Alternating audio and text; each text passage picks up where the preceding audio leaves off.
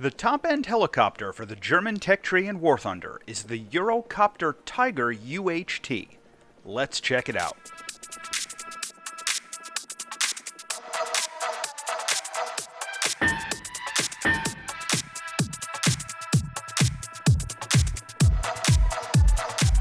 The Eurocopter Tiger is a helicopter that took over 20 years to get into service, was almost cancelled several times along the way, and found itself the target of political scandals and constantly changing requirements. This wild ride began back in the mid-1980s, when the German and French governments teamed up to acquire a new, dedicated attack helicopter to replace models that were in service but were adopted from civilian designs.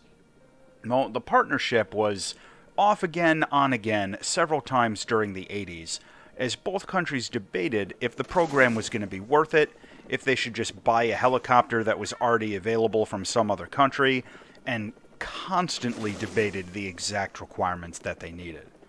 After the end of the Cold War, the program was further strained and increasingly harder to justify. As a result of all this, combined with industrial mergers and budget cuts, the first prototype of the Eurocopter Tiger didn't fly until 1991. But even as the next batch of prototypes was being prepared, the design requirements changed again. New electronic systems became available, and the whole program was becoming politically unpopular. Despite this, the Germans and French worked out the details and restructured the whole project in 1996. Now things were actually on track, the prototypes were being refined, and initial production orders were placed. The systems integration work ended up having some pretty serious delays, and the final qualification of the production versions wasn't completed until 2008, at which point the Eurocopter Tiger finally entered regular service with its original customers. What we're looking at here is the German UHT version, which serves as a multi-role battlefield helicopter tasked with close air support, anti-tank missions, reconnaissance, and combat scout duties. The UHT has seen active combat in Afghanistan, and by all accounts performed well in that theater.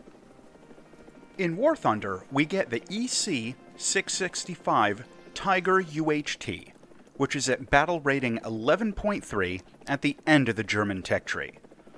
This helicopter has an extremely advanced weapon system, with night vision, forward-looking infrared thermal sights, a radar warning receiver, a laser warning receiver, a laser designator, a full ballistics computer for all of its unguided weapons, and an auto tracker.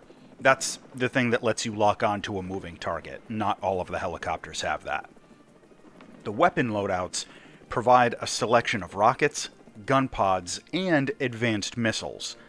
However, the Tiger only has 4 hardpoints, so the overall loadout might seem kind of light compared to some of the other top-tier helicopters.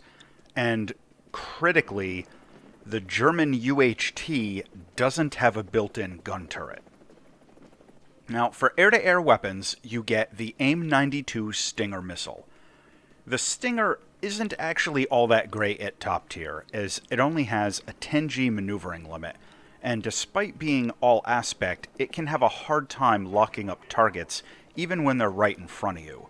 And that's not so much a deficiency with the missile as a result of the other top tier like battlefield helicopters you're going to be fighting against all having thermal management systems. You need better missiles than the Stinger in order to get reliable target locks most of the time.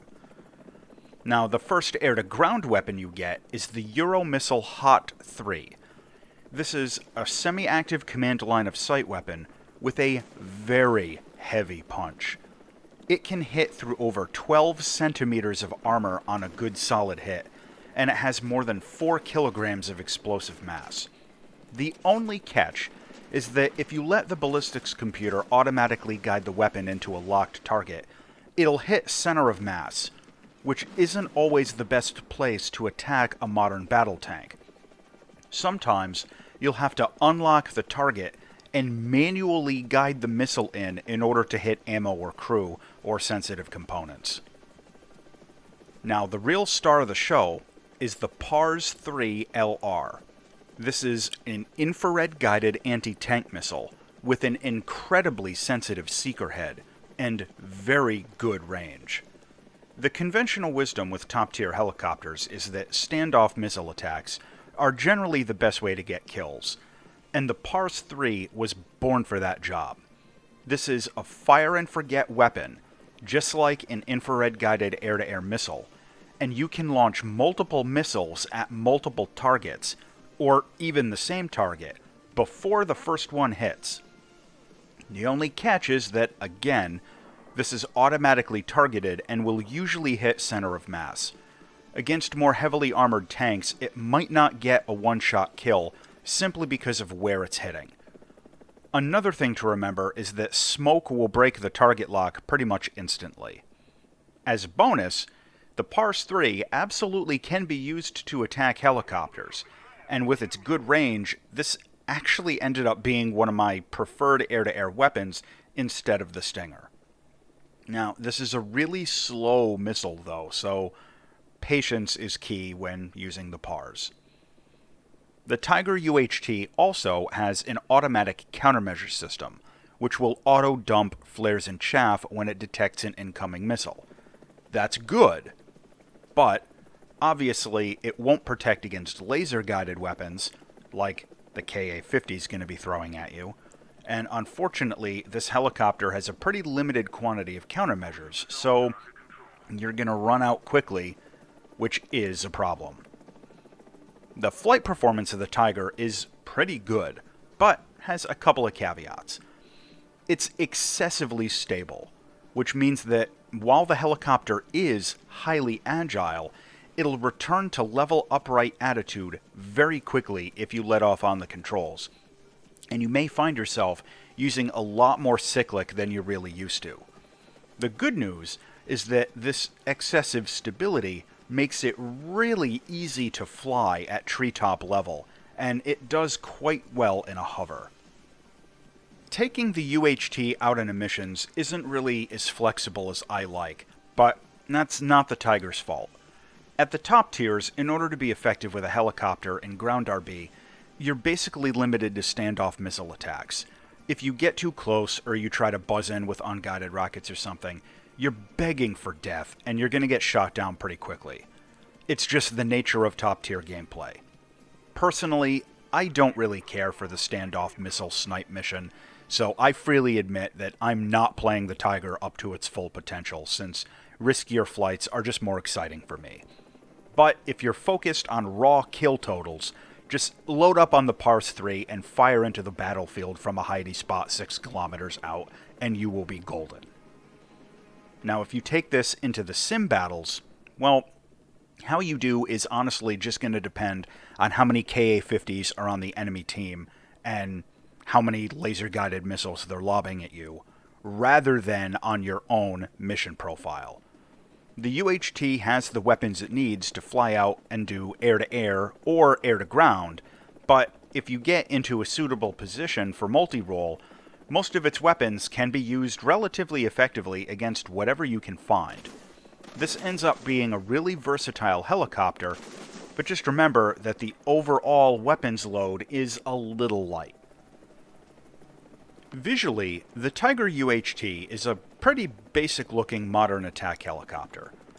I don't personally find it to be especially slick-looking, but it's far from ugly. It just looks kind of generic, and that's not really a bad thing.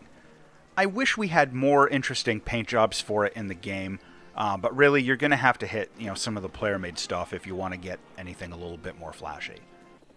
Now, landing the Tiger is very easy. It's highly stable, and the cyclic has really good response in hover mode, meaning that you can make adjustments on your way down with minimal effort. It's got wheels, though, so remember to brake and zero your inputs out after you touch down, or else you might end up rolling off of the landing area pretty easily. To close out on the Eurocopter 665 Tiger Uht. This helicopter has amazing sensors and optics. The IR-guided PARS-3 missile is just amazing. It has great agility, and it's incredibly easy to fly. However, the overall weapon load is lighter than some other top-tier helicopters. This one doesn't have a built-in gun turret. The Stinger missile just isn't very effective at top tier, and it runs out of countermeasures very quickly if you're using the auto dispenser. The final verdict on the Tiger Uht is that this is a really solid addition to German lineups, and its weapon system is very well suited to the standoff missile attack gameplay meta that top-tier helicopters get forced into. If you can get good with positioning and using the PARS-3 missile, you can rack up some really impressive kill totals with this thing. As always, thanks for watching.